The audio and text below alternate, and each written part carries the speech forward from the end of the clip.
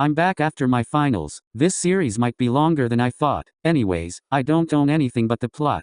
You look stunning, Atsumu-sama. His Majesty will be very pleased. Atsumu's eyes stay fixed in the mirror. He's draped in layers of pristine white, the silk weighing heavy across his shoulders, the collar bit just slightly at his throat, the intricate gold embroidery glinting under the light. Atsumu has to say, he looks incredibly good, even more so than usual. But dressed like this, refined and regal, the reflection staring back at him felt like a stranger. A familiar window pops before his eyes. Are you excited to get married to your gay awakening? He's not my, Atsumu starts, but the words died on his tongue when the maid's brows rose slightly. The very last thing Atsumu needed was for rumors to start about him talking to himself on his wedding day. Knowing Sakusa, this kind of eccentric behavior might easily be twisted into a convenient excuse to have his head on a pike. "Ya can leave me now. I'll walk to the wedding hall on my own." The maid immediately complies, bowing and slipping out the door before shutting the door behind her. Silence lingers for a beat before the system reappears. Don't be shy. It's okay to be gay. I'm not gay. Well, being gay ain't the problem, Atsumu blurts, heat rushing to his cheeks. The memory of his dream and the system witnessing his morning wood flashes vividly in his mind, only making the flush worse. I'm just a perfectly healthy young man who fantasizes about your groom-to-be. I hate ya. Denial is stage 1, but I'm confident you're well on your way to the final stage, acceptance.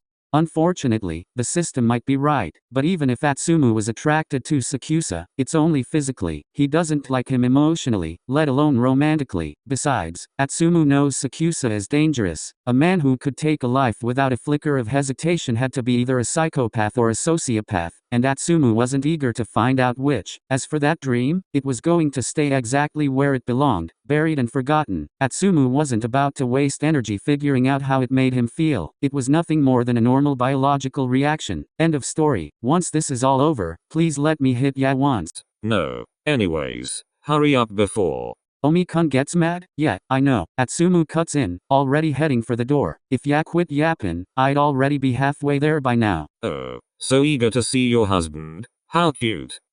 Atsumu bites back a groan, refusing to give the system the satisfaction of a reaction. He's just going to ignore the system. It took him a few minutes of steady walking to reach the grand wedding hall, only to find Sakusa waiting just outside the grand doors. Sakusa, too, was clad in flawless white, gold cuffs clasped neatly at his wrists and a golden crown resting effortlessly atop his dark curls. For a moment, Atsumu forgot how to breathe. How could someone look that devastatingly gorgeous? Before he could take in more, his view was rudely interrupted by a system prompt. You're gawking.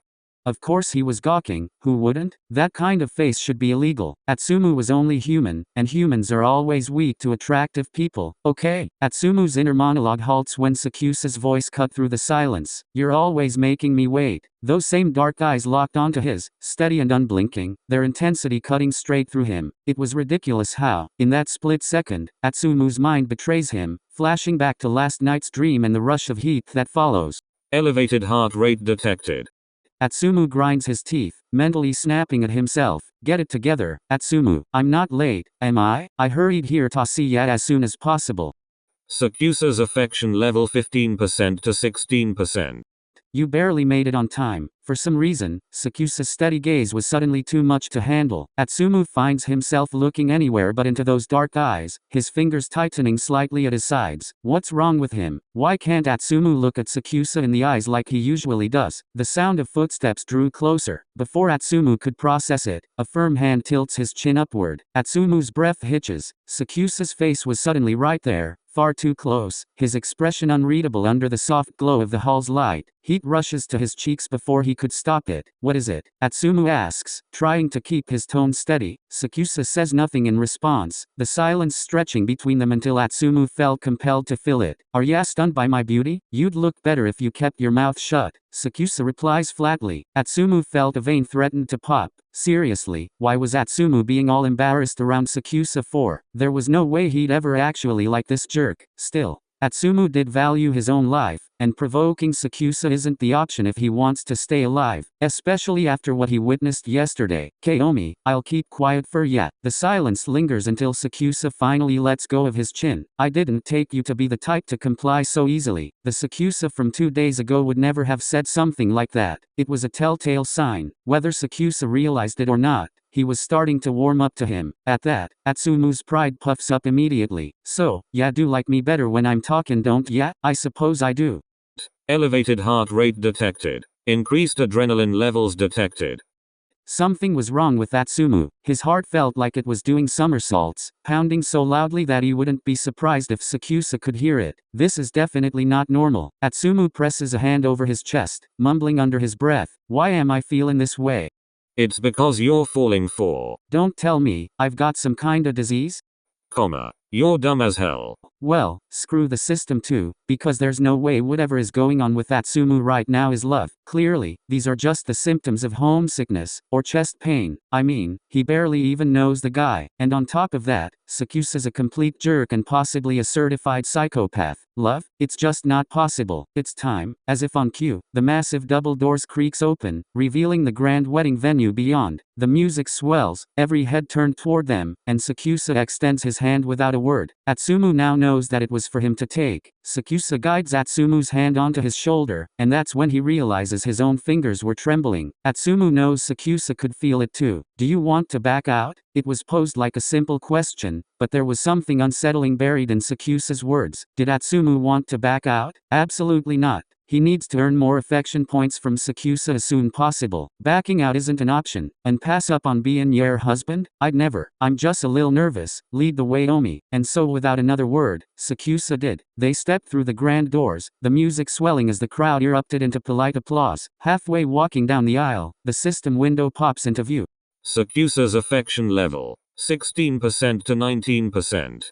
So continuing the wedding was the right call. Atsumu just has to keep this up and he'll be able to go back home in no time. By the time they reached the altar, a man dressed in ceremonial robes was already waiting for them. Atsumu and Sakusa then turns to face each other, the proximity making Atsumu hyper-aware of everything. Sakusa's steady gaze, the faintest shift of his breath, and the way the light caught in his dark curls. Elevated heart rate detected.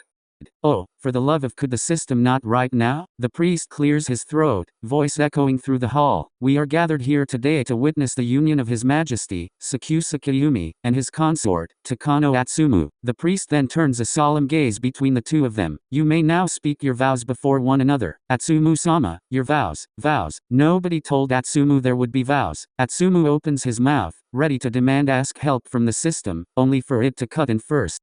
Couples always exchange vows in weddings. You should know that. It's common sense. Well, FYI, Atsumu has never been married before. Then generate me a vow or something at least. Atsumu mumbles softly, only to get slapped with the most unhelpful response yet. Whose wedding is it? Yours or mine? A vein twitched on Atsumu's forehead. What was he even expecting from the system anyway? Fine, screw it. If there's one thing Atsumu is good at, it's talking. He'll just have to improvise his vows on the spot and hope that Sakusa didn't decide public decapitation was a good way to end the ceremony. Omi, I may not know ya very well yet, but I'm so happy that ya gave me the opportunity to be your consort. Even if Atsumu still has no idea what possessed Sakusa to make that decision, cause this way I can keep learning more about ya. Spending time with ya is like a dream to maxing out affection points so he can go home sooner, and I could ask for nothing more. Atsumu kept spinning his vows out of thin air, tossing in sweet lines like candy, but neither Sakusa's face nor his affection points budges. There's no way Sakusa wasn't feeling something, not when Atsumu was already throwing out compliments about him, even though there wasn't any but his good looks. No matter what happens, I promise that I'll stay by your side. Sakusa's affection level, 19% to 24%. Aha, that's what Atsumu thought. As soon as Atsumu wrapped up his vows, the priest turns toward Sakusa only to freeze under the weight of his sharp, deathly glare. Yet, both Atsumu and the priest can already read that look. It was the "don't you dare ask me to do the same" kind of face. So after hearing all of Atsumu's heartfelt speech, Sakusa wasn't even gonna bother returning the favor? What a jerk. The priest, clearly getting the clue, smoothly skips over Sakusa's vow exchange and moves on. We will now proceed to the declaration of intent from both parties. If you agree, you must answer with "I do." The priest straightens his posture and looks over to Sakusa first. Sakusa Kiyumi-sama, do you take Takano Atsumu-sama to be your lawfully wedded husband from this day forward? I do. Then the priest turns to look at Atsumu. Takano Atsumu-sama, do you take Sakusa Kiyumi-sama to be your lawfully wedded husband from this day forward? In good times or bad, for richer or poorer, in sickness and in health, will you love, honor, and cherish him, remaining faithful as long as you both shall live? Now why was Atsumu's declaration way more heavier and conditional than Sakusa's? Not that pointing it out would do him any good. I do. You may now exchange rings. The priest opens the box in his hands, revealing 2 gleaming gold bands. Without hesitation, Sakusa takes one, grasps Atsumu's left hand, and slides the ring onto his finger with smooth precision. Atsumu blinks, momentarily distracted by the way it caught the light. He didn't know much about jewelry, but he was pretty sure this single ring was worth more than his entire house back in Japan. Oh, was Atsumu supposed to do the same? Atsumu reaches toward the box, only for Sakusa to wordlessly pick up the second ring and slip it onto his own finger. Unbelievable. First, no vows, and now this? What? Did Sakusa not even want him touching him? By the powers vested in me, I now pronounce you husband and husband. You may now kiss your husband. The room goes quiet, everyone expectantly waiting in anticipation. Kiss my husband, my ass. Given that Sakusa couldn't care less about the priest's words, there was no way he'd kiss. It takes Atsumu a full second to register the sudden, warm, soft lips pressed against his own. He freezes, eyes going wide, every nerve in his body lighting up. Heat rushes to his face, burning all the way to the tips of his ears. Elevated heart rate detected. Increased adrenaline levels detected. Detected heart rate is skyrocketing. By the time Sakusa pulls back, his expression was unreadable, as if the kiss hadn't happened at all. Sakusa's affection level, 24% to 27%. Atsumu can only gape at him, still reeling. What the fuck? The rest of the wedding ceremony passes in a haze, words and faces blurring together until Atsumu blinks and suddenly finds himself on the dance floor of the same lavish ballroom from the night before. It wasn't until he accidentally stepped on Sakusa's foot that his brain finally went back to him. What are you spacing out for? Atsumu's cheeks flushes at being called out. Well, that's because I kissed you. Why make such a fuss? It's not a big deal. Not for you maybe, but it's a big deal for me. Atsumu mutters a curse in his head at Sakusa, then quickly reminds himself of his mission. Affection points first, pride later. It was from the person I like, and it was my first kiss. Is that so? A ghost of a smile flickers across Sakusa's face, barely noticeable, but Atsumu swore he saw it. Sakusa's affection level, 27% to 29%. Well, considering you seem all brawn and no brains, I'm not surprised. Atsumu's hands are thankfully busy holding Sakusa's as they dance, otherwise, he'd probably have thrown hands at him right then and there. Will it kill ya not to be mean to me? Mean? I'd argue I'm already giving you far more leniency than anyone else. Atsumu suspects he's right. Then how about ya try saying something nice to me for once? Horizontal ellipsis. Sakusa simply looks at Atsumu, and Atsumu stares back incredulously. Seriously, does Sakusa have nothing good to say to him? I'm probably incapable of killing you. Atsumu blinks at Sakusa, then a slow chuckle bubbles up from his chest. His shoulders start to shake as laughter slips out. Of all things, that was the last thing he'd expected to hear, but somehow, it made his chest feel lighter. Knowing Sakusa wouldn't actually hurt him, it was oddly comforting. I'm holding ya to that, Omi, no take-backs. Atsumu gives Sakusa a genuine smile, freely this time, without any pretense. Sakusa's affection level, 29% to 31%. But if you annoy me, I might change my mind. That makes Atsumu's smile falter, replacing it with the frown, his brows knitting together. Hey, ya can't do any take-backs. I'm kidding, Sakusa says as he smiles, real this time, not a ghost of one, and Atsumu can see the dimples forming. Atsumu's heart does a backflip. God, his smile is gorgeous. As long as you stay by my side, I won't hurt you. Elevated heart rate detected. Atsumu blinks, caught between the slight edge of danger in Sakusa's words and the surprising warmth behind them. Weirdly enough, in Sakusa's terms, that actually feels sweet. He swears he doesn't have a danger kink or some twisted Stockholm syndrome. Okay, fine. Atsumu admits it. Being able to talk with Sakusa like this, it's not so bad. The dance ends, and Atsumu completely ignores the system's cheeky stare. Instead, his attention shifts to a noble making their way toward them, bowing slightly as he offers his congratulations. Congratulations, Your Majesty, and Atsumu-sama. Grand Duke, how are you faring? A little better, Your Majesty. The noble then turns to Atsumu, fixing him with a scrutinizing gaze. I must admit, I was a bit skeptical when I first heard His Majesty was marrying a commoner. But, after witnessing today you actually do hold affection for His Majesty. Say what now? Atsumu must have heard wrong. No, this just means his plan is working perfectly. Of course, I wouldn't be marrying Omi if I didn't. Enjoy it now while it lasts. Love, it only makes you feel hopeless in the end. Now what was that supposed to mean? The system seems to read his thoughts, flashing an explanation. The Duke's wife has recently passed away. With that, the Duke takes his leave, leaving Atsumu to process his words. Thankfully, the wedding after party wraps up sooner than Atsumu expected, thanks to Sakusa once again pulling them out of the festivities. They reach the hallway, and Atsumu assumes Sakusa will just leave him there, parting ways like they always do. He starts heading back to his room, only to be stopped by a firm grip on his wrist. Where do you think you're going? To my room? Atsumu replies, like he's stating the obvious. We're married now. You'll be staying with me from now on. Atsumu has been mishearing a lot of things lately. Did Sakusa just say that they'll be staying together? The thought of it makes him think back to his dream last night, and he can feel blood rushing to his face. As in, we'll be sharing the same bed? Atsumu asks, half hoping he's overthinking and that Sakusa will tell him he's wrong. That should be obvious. I thought you'd be more happier about it. I am. I'd never pass up sharing a room with Yaomi. Sakusa doesn't answer. Instead, he simply takes Atsumu's wrist and leads him down the hall. Atsumu follows, because really, what other choice does he have? When they step inside Sakusa's room, Atsumu comes to an abrupt halt, eyes locking on the massive bed just a few meters away. His brain immediately starts spinning, and he's embarrassed to admit that most of the thoughts running through his head are less than pure. But come on. He's a perfectly healthy 18-year-old, and last night's bizarre dream isn't helping his case. The worst part? A tiny, treacherous part of him wouldn't mind if that dream somehow became reality. The moment the thought surfaces, he mentally smacks himself. What the hell is he thinking? His spiraling is abruptly cut short by Sakusa's voice. You're thinking of something weird, aren't you? I'm not.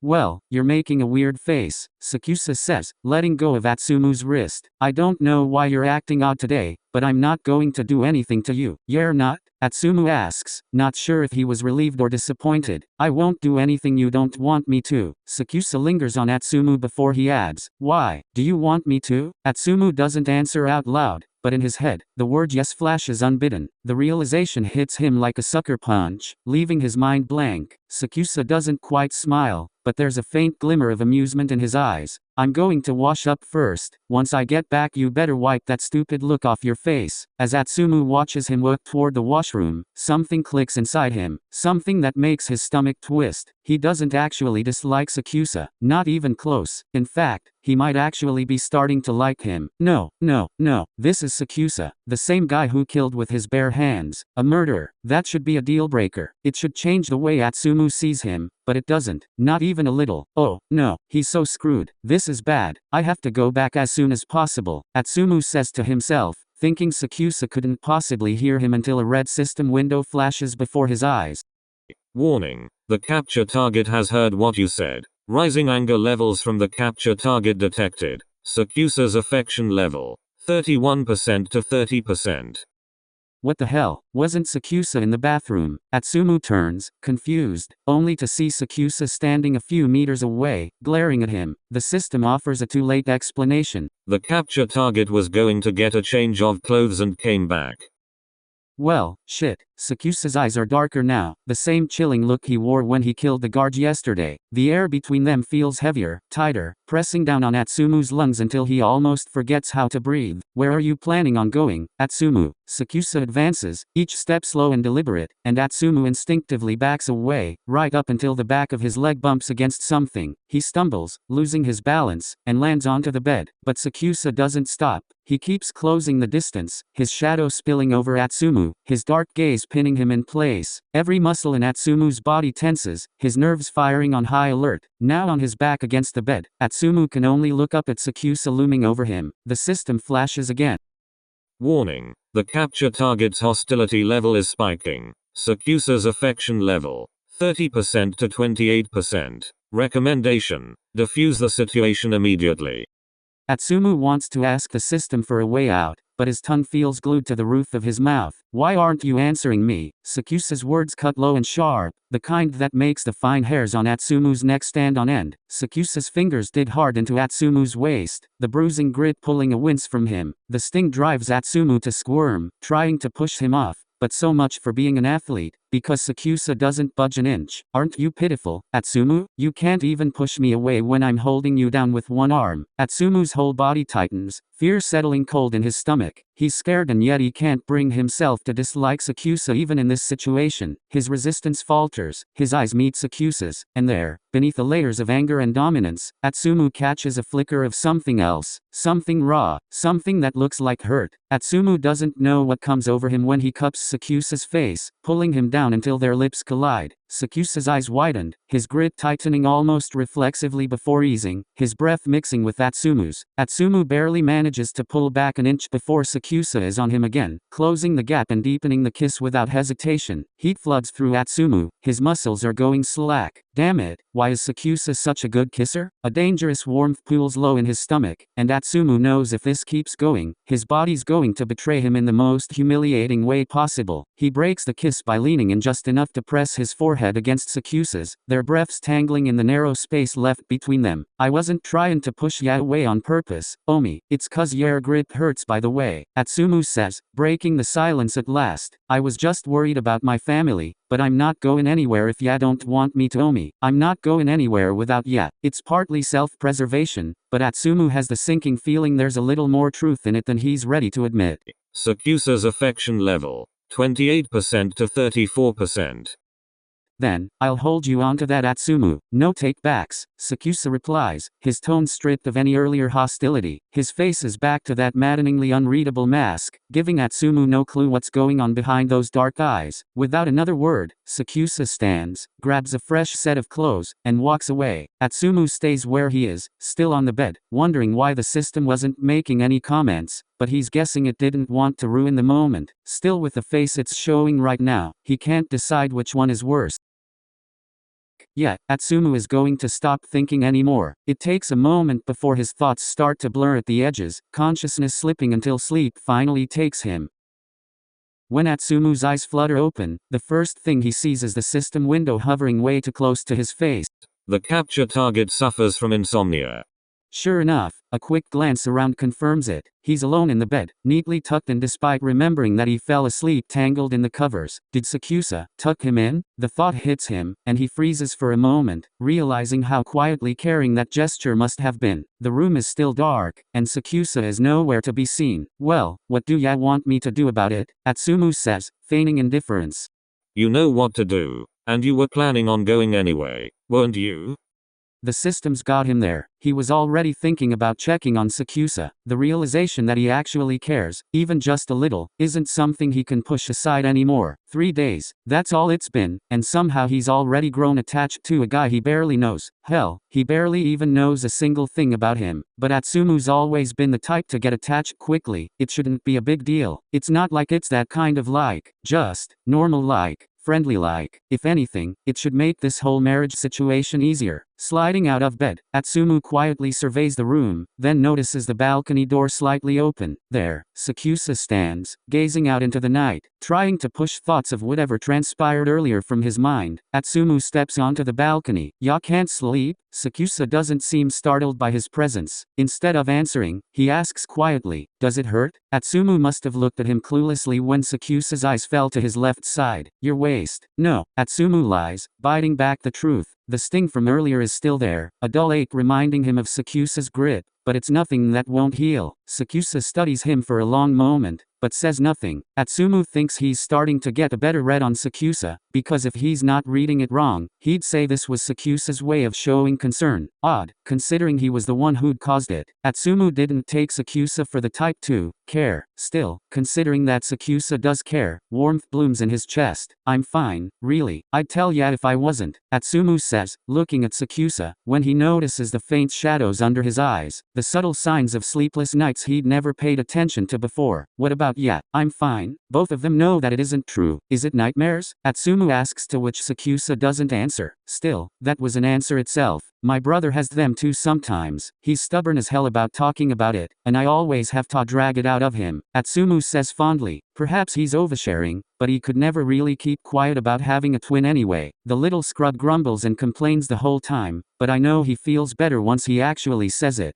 Do you miss him? I do. Atsumu replies in a heartbeat, but I'm sure he's doing fine. Sides. Tsunerin is with him. Sakusa remains silent for a moment, but then he starts to speak. My parents died early when I was still a baby, so my siblings fought over the throne. It was a bloody mess that left me as the only one left to inherit it. Atsumu stays quiet, letting the weight of Sakusa's words sink in. The unshakable, stoic image he'd always held of Sakusa softens, revealing the boy who endured far too much, far too young. But I had a cousin, his name was Matoya. He was like a brother to me. Atsumu catches the past tense in Sakusa's words. Where is he now? He's not here anymore. I'm sorry. Atsumu notices Sakusa looking at him, a flicker of confusion in his eyes, as if he doesn't quite understand. Why are you crying? Huh? Memories of Osamu hit Atsumu hard, and tears start to spill freely down his cheeks. The thought of not seeing his brother, his friends, or his parents anymore overwhelms him. Atsumu can't help but wonder how Sakusa has managed being completely alone, losing someone so dear, and enduring so much by himself. His heart breaks for him. Sorry. I don't know what came over me. Atsumu's voice wobbles as he wipes at his tears, struggling to regain composure. Do ya have nightmares like this often? I do, but it's not so bad now that you're here. But Atsumu won't be here in the future. Who will be there for Sakusa when he's gone? The thought makes fresh tears well up again, sliding down his cheeks before he could stop it. Sakusa's affection level, 34% to 42%. A gentle hand brushes against his face, carefully wiping away the tears. Why are you the one crying? Atsumu studies Sakusa's face, noticing the way his stoic face softens. The gentleness in Sakusa's voice makes Atsumu's emotions spill over even more, and he can't stop the tears. Why does seeing you cry make me feel hopeless? Atsumu feels his own resolve to return home starting to falter. He's starting to feel hopeless too. Hopeless? Oh, he might already be in love with Sakusa. To be continued.